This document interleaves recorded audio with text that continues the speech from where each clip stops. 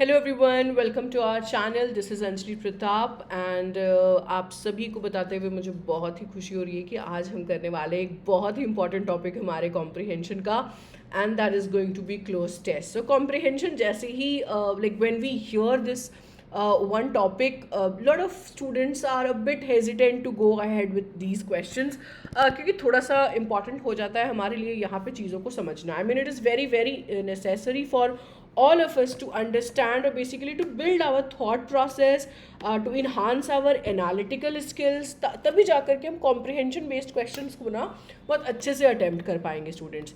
तो first of all, those students who are not at all aware कि ये close test होता क्या है, because this is a bit peculiar one, उसके नाम से शायद आपको समझ में ना आए students that what we are going to do in this topic. आज तो हम काफ़ी डिटेल में इसके ऊपर बात करेंगे, but let me tell you, let me briefly introduce you all कि क्लोज टेस्ट एक पैसेज रहेगा students, way we will be having lots of fillers in it. बहुत सारे ब्लैंक्स आपको दिखेंगे इसमें.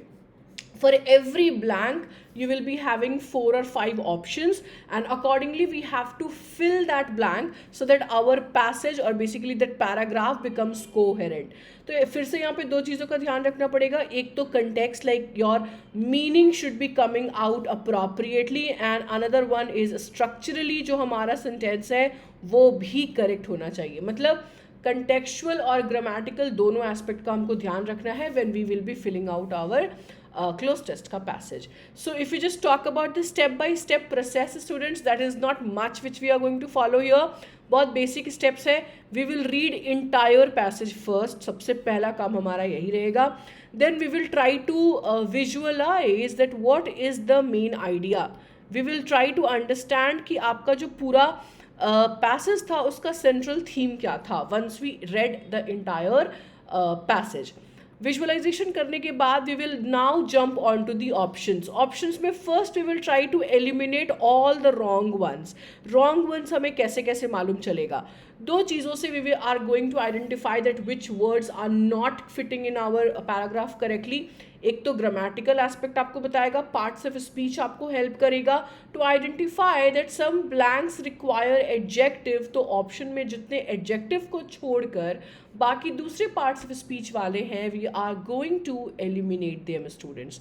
Apart from that, we will also talk about tones, because maybe at times when we read the passage we get to know, okay, the entire passage is going in a negative way, so from options we can eliminate all the positive words, right? So these are the different ways which we are going to take help of जब हमें अपने options को eliminate करना होगा students. Okay, so let's try ahead.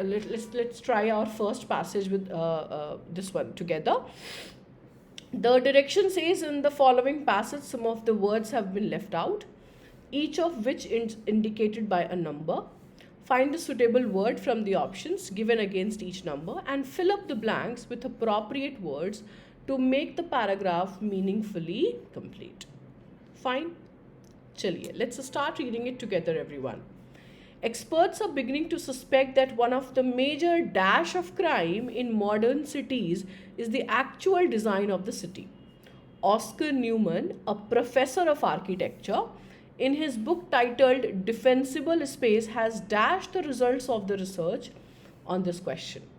The effect of environment dash crime is twofold. Professor Newman's research shows that some buildings may encourage people not only to interfere but to allow crimes to dash. Crowded apartments in the huge block bring people physically together but isolate them dash. People living in what is dash one building with a common entry feel isolated within their own apartments. They are concerned dash their neighbors. Some years ago, a girl was stabbed to death dash a period of half an hour while hundreds of people living in the block dash without interfering, without even calling the police. The other obvious effect of the design of buildings is that it affords room for crimes. Hidden nooks and corners, spaces between buildings out of dash are convenient spots where crimes can be committed without the fear of detection. सो बहुत clearly हम यहाँ पे crimes की बात कर रहे हैं students. If you just talk about the central theme, so basically the entire theme is somewhat weaved around the topic of crime. Crime, especially in the kind of setup or the design of city or the apartments where we live. And there's an example taken by a professor Oscar Newman जिन्होंने अपनी किताब में भी इस बात की चर्चा की है. Pretty much easy to understand. Let's try our bit with the very first one. Experts are beginning to suspect that one of the major dash of crime in modern city is the actual design. तो आप देखिए major क्या है. Major dash of crime, major expositions, major causes of crime, major theories of crime, major results and none of the above. तो experts suspect कर रहे हैं कि one of the major dash of crime is the actual design of the city. तो भाई किस चीज़ की बात कर रहे हैं हम लोग यहाँ पे? हम बात कर रहे हैं कारण की स्टूडेंट्स, राइट? कि जो बहुत सारे रीजंस हैं उसमें से एक कारण तो है actual design of the city. Okay, second one, Oscar Newman, a professor of architecture, in his book titled Defensible Space has dashed the results of the research on this question. मतलब Oscar Neumann ने already ये बात कर चुकी है. तो he has published the results of the research. He has printed. Now printed, like printing thing can be done by a machine, guys. We can't go ahead with printing in this.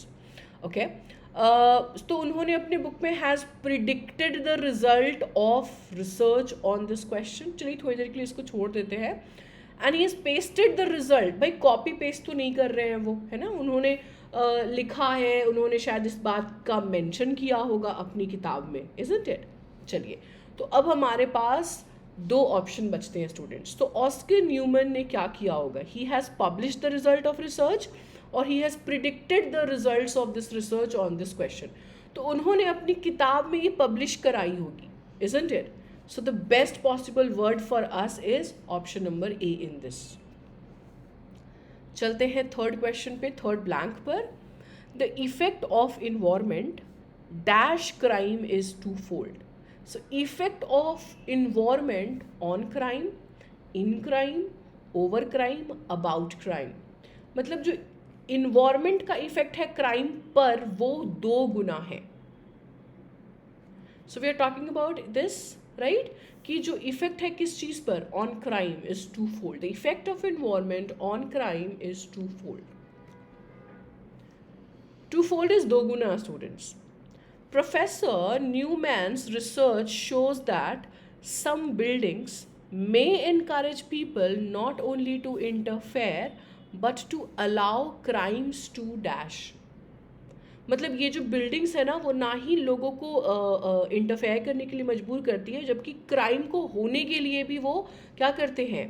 Allow कर रहे हैं. So but to allow crimes to witness, we can not, I mean crimes cannot witness, people can witness. Okay, allow crimes to show, allow crimes to appear, allow crimes to happen. Yes, crime जो वो होता है.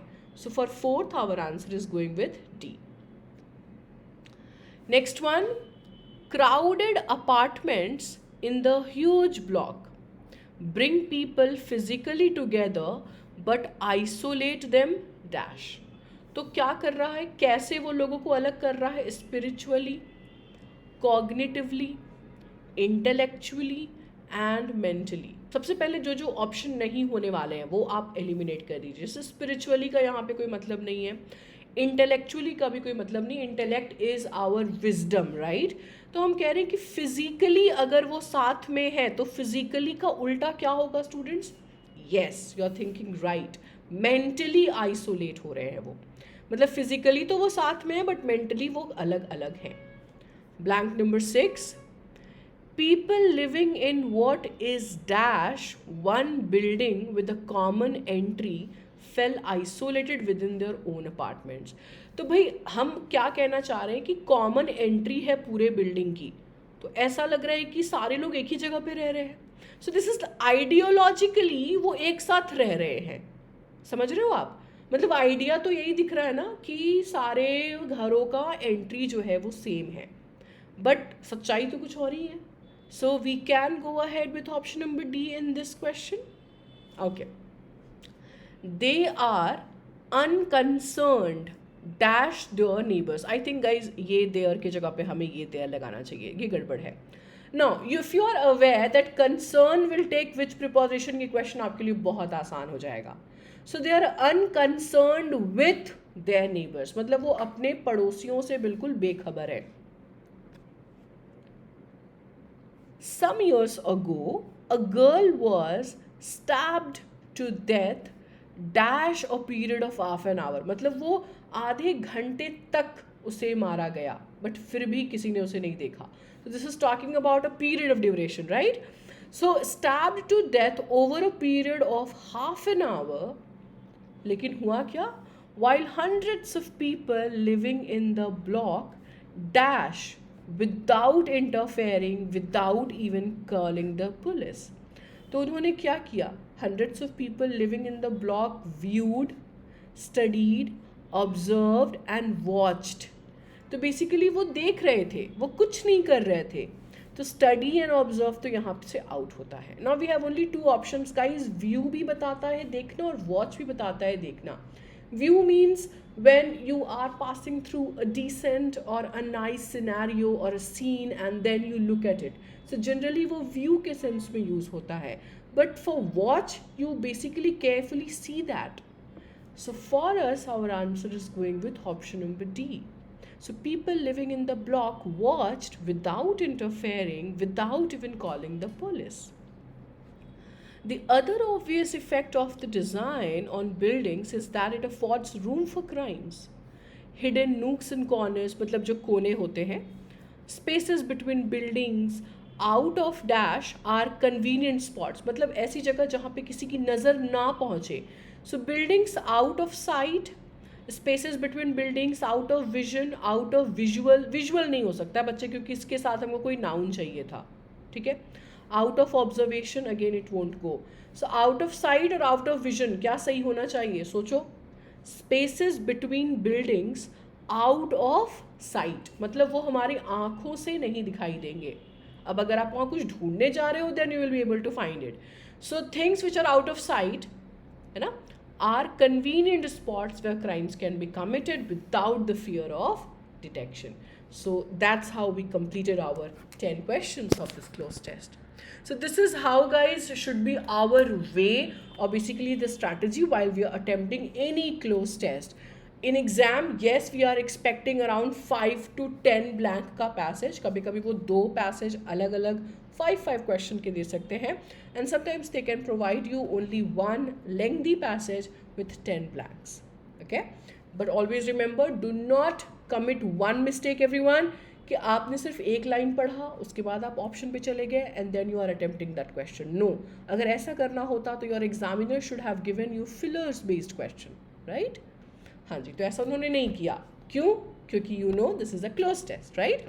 You have a practice set as well below this video in the descriptive section, जहां आप attempt कीजिए, अपने answers को match कीजिए, और अगर कोई भी डाउट हो तो feel free to ask that in the comment section everyone. आज के लिए इतना ही. Bye bye, take care.